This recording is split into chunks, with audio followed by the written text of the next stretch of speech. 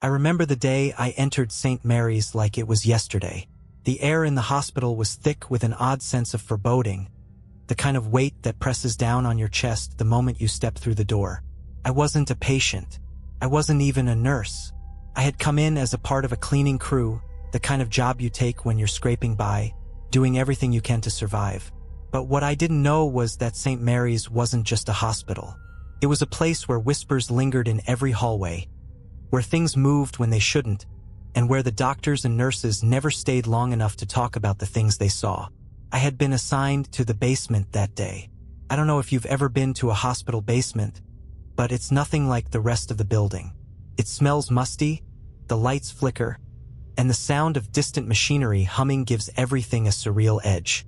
But it was quiet, too quiet. I met with my supervisor, a woman named Helen, who told me, "Just clean the areas, stay away from the old storage rooms, and you'll be fine. Don't ask too many questions about what's down here." She seemed nervous, but I didn't think much of it at the time. I had worked in hospitals before, nothing this big though, but I knew the drill. Scrub, disinfect, and get out. But something was off about this place. I could feel it. I made my way through the long corridors, the sound of my mop slapping against the tiled floor echoing far too loudly for my comfort. It wasn't the work that bothered me, it was the feeling, like I was being watched. You might think I was just paranoid, but when you've been in enough creepy places, your senses start to tune into things that others might ignore. I had just finished cleaning one of the storage rooms when I heard it. A soft, dragging noise coming from the far end of the hall. I stopped in my tracks. There was no one else down here. At least that's what I thought. But then I saw him. A man. His clothes were tattered, his face pale, his body unnaturally thin. He was dragging his foot as he walked slowly toward me, his eyes hollow. He didn't speak. He didn't even acknowledge me. He just kept walking closer. I froze, my heart pounding in my chest. The only sound I could hear was his footsteps on the tile. He was almost to me when I felt a sudden chill and a presence behind me. I turned nothing. When I looked back at the man, he was gone. No footsteps, no dragging, just gone. I didn't know what to think, but something told me to get the hell out of there. I made my way up the stairs as quickly as I could, almost tripping over myself in my haste. My heart was still racing, but when I reached the main floor and saw the bustling nurses and doctors, I convinced myself I just imagined it. That night, when I went home, I couldn't shake the feeling of being watched. It was like something was following me.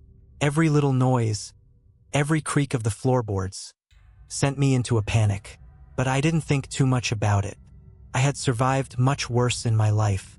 The next day, Helen told me to go back down into the basement again. "It's routine," she said, but I could see in her eyes that she didn't want to go back down there. But I had to, so I went. This time it was worse. I descended back into the basement, the same hollow feeling gripping my chest as I passed the threshold. The flickering lights cast unsettling shadows, and I swore I could hear whispers that didn't belong to anyone around me. My footsteps echoed in the empty halls as I began my rounds, but the sense of dread was worse this time. I kept expecting to see that pale man again, his hollow eyes staring at me from the corner of my vision. The dragging noise was back, faint but unmistakable. It seemed to come from a section of the basement I had never seen before. A narrow, dimly lit hallway that didn't show up on the hospital blueprints I'd seen. The walls here were old, the paint peeling, and the floor seemed covered in a layer of dust that had settled years ago. I told myself it was just the building settling. Hospitals are full of odd sounds, right? But then I saw it. There was a door. It wasn't labeled, just a simple wooden door, and it looked out of place in the otherwise sterile environment of the hospital basement. The dragging noise was louder now, more distinct. My curiosity got the better of me, and I approached the door. Before I could reach for the handle, the door creaked open slightly by itself. I froze. My mind screamed at me to turn around, to leave. But instead, I pushed it open just enough to peer inside. What I saw made my blood run cold. The room was lined with old hospital beds, some of them with yellowing sheets. But what caught my eye was the figure lying in one of the beds. A woman, or what was left of her. Her body was contorted in a way that wasn't human. Her limbs twisted unnaturally. Her eyes wide open but empty, staring at nothing. I wanted to run, but my feet felt like they were glued to the floor. The air in the room was thick with a stale, metallic scent that made my stomach churn. Then the dragging noise started again, but this time it was louder, closer. I turned around, my heart hammering in my chest. There was another figure standing at the end of the hallway. Tall, thin man.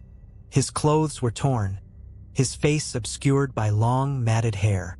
He didn't move at first, but I could feel his presence like a suffocating weight in the air. And then, just as I thought I might scream, he took a step forward. My instincts kicked in. I bolted, sprinting back toward the main corridor. The footsteps behind me were growing louder, and I knew whatever was in that basement wasn't something I was supposed to see. I managed to make it to the elevator, my hands trembling as I pressed the button to go back up.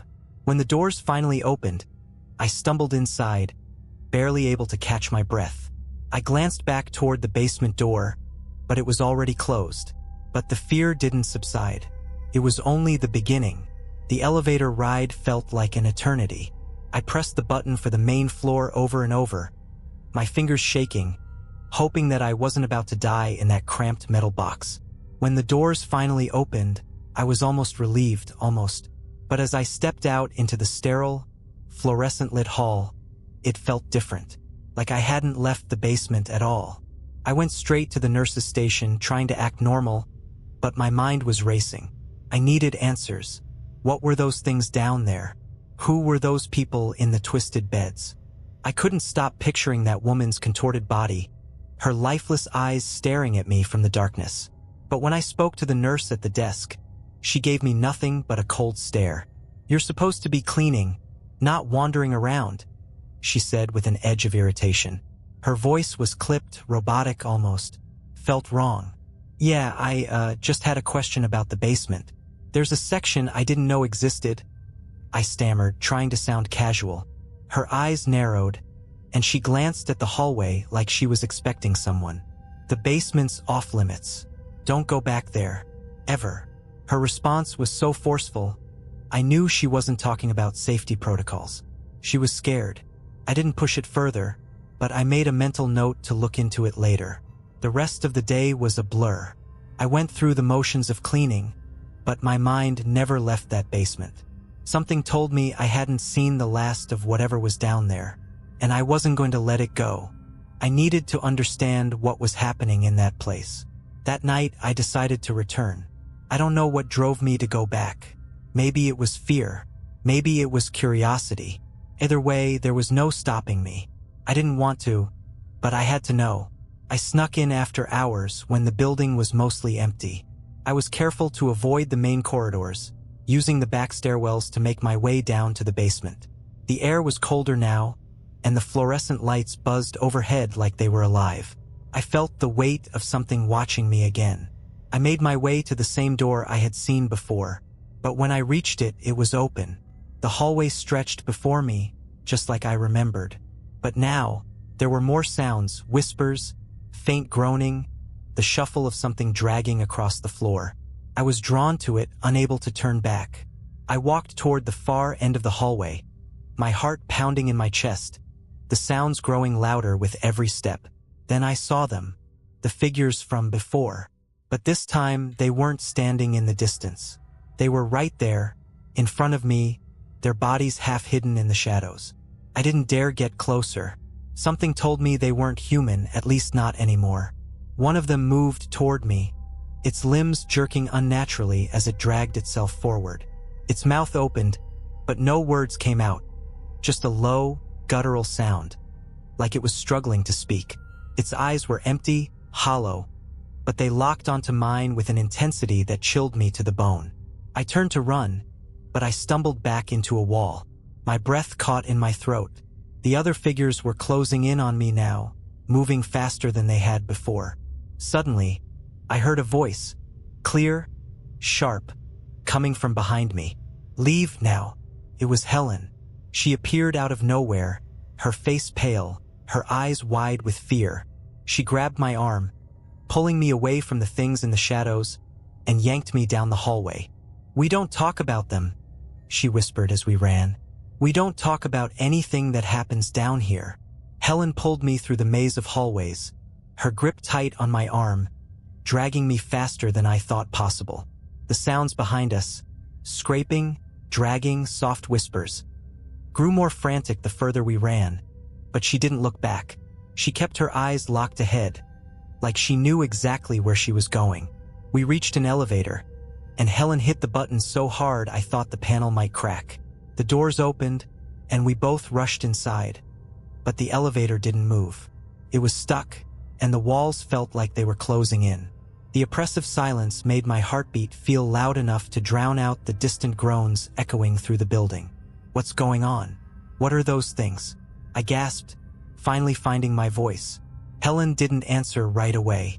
Her eyes were filled with terror, and her lips trembled as if she were fighting the urge to say something, but the words wouldn't come out. Finally, she took a deep breath and spoke, her voice barely above a whisper. "They weren't supposed to be down there. None of them were. This hospital, this place, it's not what it seems." I stared at her in confusion, my mind racing to piece together what she was saying. "What do you mean? Why are they there?" Helen took another breath, her eyes darting to the corners of the elevator like she was afraid someone, or something, was listening. St. Mary's used to be a place of cutting-edge research, not just for illnesses but for experiments. They tried things on patients, things that should never have been done. They thought they could control death, but they didn't realize what they were really dealing with. I couldn't process what she was saying. The idea of doctors experimenting on patients, trying to manipulate life and death, it was monstrous, horrifying. My mind couldn't make sense of it. "Wait, you knew?" I asked, my voice shaking. "You knew all this time and never said anything?" Helen's face twisted with guilt. "I didn't know at first, not until I started working here. But once I saw those things, once I saw what they were, I couldn't leave. The hospital, it doesn't let you." Before I could ask more, the elevator finally jolted into motion.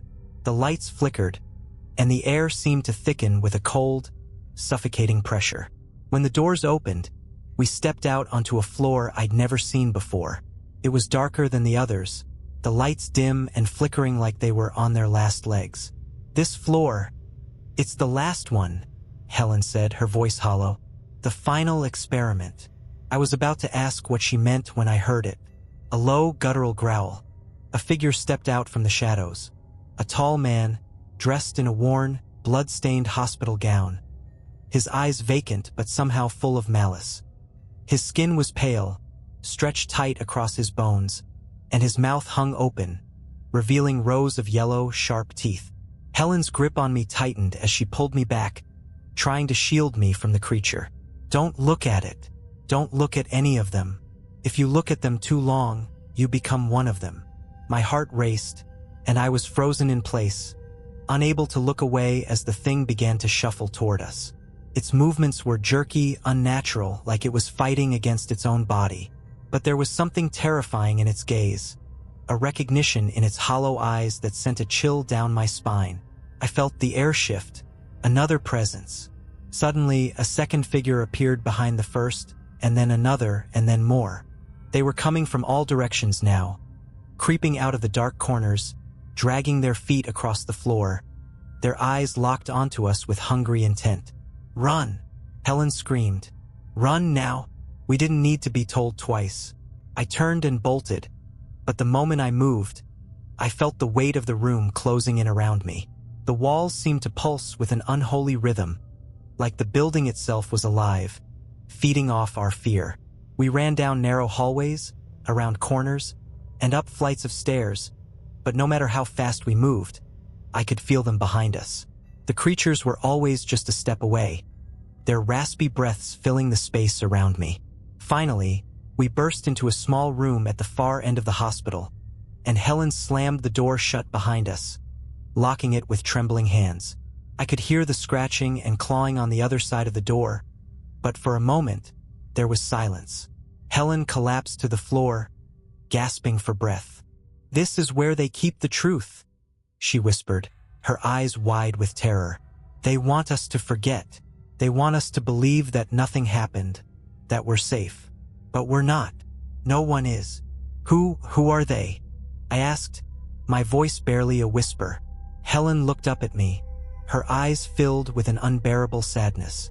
"They were patients, but now, there's something else.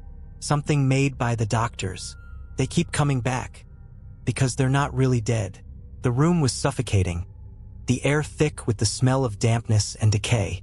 The walls felt like they were closing in around me, but I couldn't pull my eyes away from Helen. Her words hung in the air, their weight pressing down on my chest. "They're not dead," she whispered again, her voice barely audible. "They keep coming back. And when they find you, you become one of them." I didn't understand. Couldn't. How could people come back? How could they be alive, dead, but not truly dead? My mind spun, struggling to process the madness of what Helen was telling me. "But why?" I asked, my voice shaky. "Why does it happen? Why are they still here?" Helen pulled her knees up to her chest, wrapping her arms around herself like she was trying to hold herself together. "It's the experiments. They tried to bring them back, tried to create something stronger than human life. But they never accounted for the consequences. The hospital didn't just experiment with diseases or illnesses. They played with something much darker, something older." She looked at me, her eyes wide with fear and sorrow.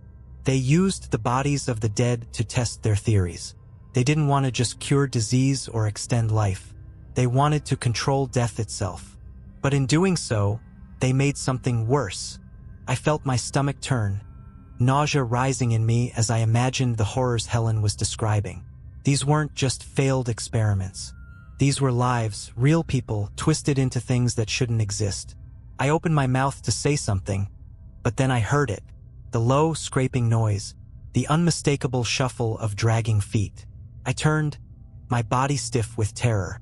There was someone moving outside the room just beyond the door. It wasn't a single person. It was a group.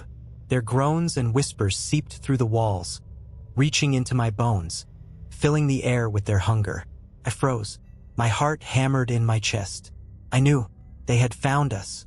Helen shot up to her feet, grabbing my arm with surprising strength. "We need to move," she said urgently. "Now." Before I could protest, she yanked me toward the door. I felt like my legs were made of lead, and every muscle in my body screamed at me to stop, to hide, but I couldn't. Couldn't stay there. Not with them so close. Helen hesitated for a second, listening to the sounds outside, and then swung the door open. The hallway beyond was dark, barely lit by flickering lights that cast strange shadows along the walls. But that wasn't what made my stomach drop. What made my skin crawl was the noise. It was louder now, the sound of dragging feet, scraping nails, and the guttural breathing of something that shouldn't be alive, something that should have stayed buried. Helen pulled me along, her grip tight on my arm, her face set with grim determination. "They're coming," she whispered, almost too quietly for me to hear. "They always come." I stumbled, my legs shaking, and the ground beneath me felt like it was swaying. I glanced down one of the long hallways, my breath catching in my throat as I saw them.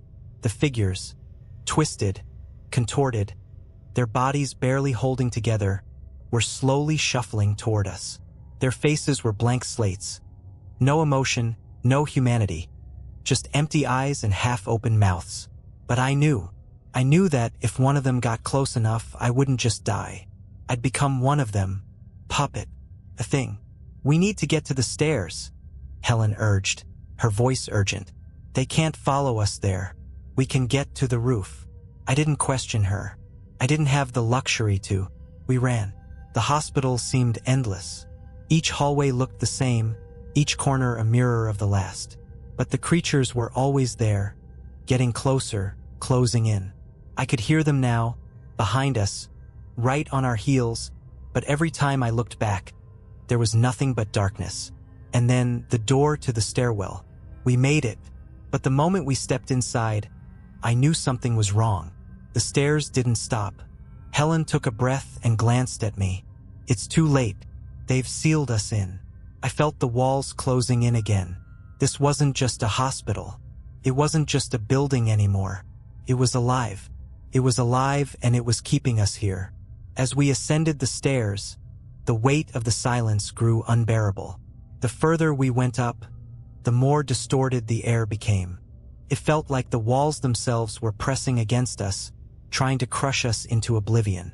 There was no sound from the creatures, no more dragging, no more groans, just the deep, oppressive quiet. We reached the top floor, the highest point of St. Mary's, but the door that led to the roof was locked. Helen kicked at it in desperation, but the metal held firm. Suddenly, a noise behind us. I didn't have to look. I already knew what it was. The dragging, the whispering, the dead things were here. Helen slammed her shoulder into the door again. Come on, please. I didn't understand why she wasn't panicking. She was calm, too calm for what was happening. But as I looked at her, something didn't feel right. The way her eyes were hollow, the way her face looked so distant. It was as if she wasn't just afraid anymore. She was waiting for something. The door finally gave way, and I stumbled out onto the roof. But the second I stepped outside, my blood ran cold. There was no escape. The roof of St. Mary's was cold, the wind biting at my skin as I stepped onto the cracked concrete. I took a deep breath, trying to steady my racing heart. The night was dark, and the city below seemed so far away, like it didn't matter anymore. There was no way down, no way out. I turned to Helen, expecting to see fear, but instead, her expression was peaceful, almost serene.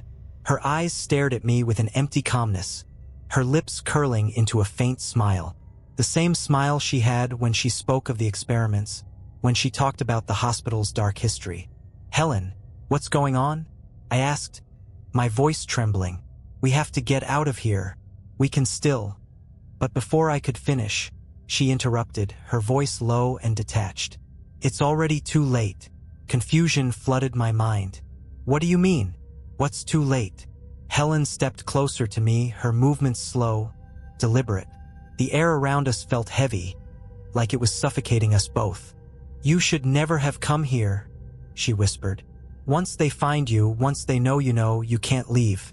This place, it takes you in. It won't let you go. Not unless it has everything it wants. I stepped back, my heart pounding faster. The wind howled around us, but it didn't drown out the terrifying truth in her words. Helen, you're not making any sense, I gasped. We have to get help. Someone will come for us. Her laugh was hollow, as if she had heard that same hope too many times before. No one's coming for us. No one even remembers we're here. St. Mary's doesn't just hold people. Keeps them. Keeps all of us. And the longer you stay, the more you become part of it. My mind reeled as I tried to process what she was saying. What are you talking about? You're still here, you're still alive. Helen's smile faded, and her eyes filled with a sorrow I couldn't quite understand. Alive? You think I'm alive? I'm just like them. Just like the others in the base. I felt a chill spread through me, deeper than the cold wind around us. The creatures weren't just the twisted remnants of patience. They were the result of something else entirely. And if Helen was right, I had already become one of them, too. What happened to you? I whispered, horror creeping into my voice. She stepped forward, reaching out as if to touch my face, but her hand passed through the air like it was a ghost. I died, a long time ago, but they didn't let me go. None of us really die here. We just wait for the next one. I looked over my shoulder. The shadows that had been chasing us were closing in, the dragging noise growing louder. But now it wasn't just from behind. It was all around us. The hospital itself was alive, moving, pulsing, like it was waking up to feast on what remained of us. Don't fight it, Helen said softly, her voice barely a whisper now. It's too late. We are all a part of it now. Before I could ask anything else, I heard the unmistakable sound, the shuffle of dragging feet, closer than ever before. I turned around to see them. More figures, dozens of them, the twisted remnants of the hospital's experiments. Their empty eyes locked onto me, but they weren't hungry. They weren't angry.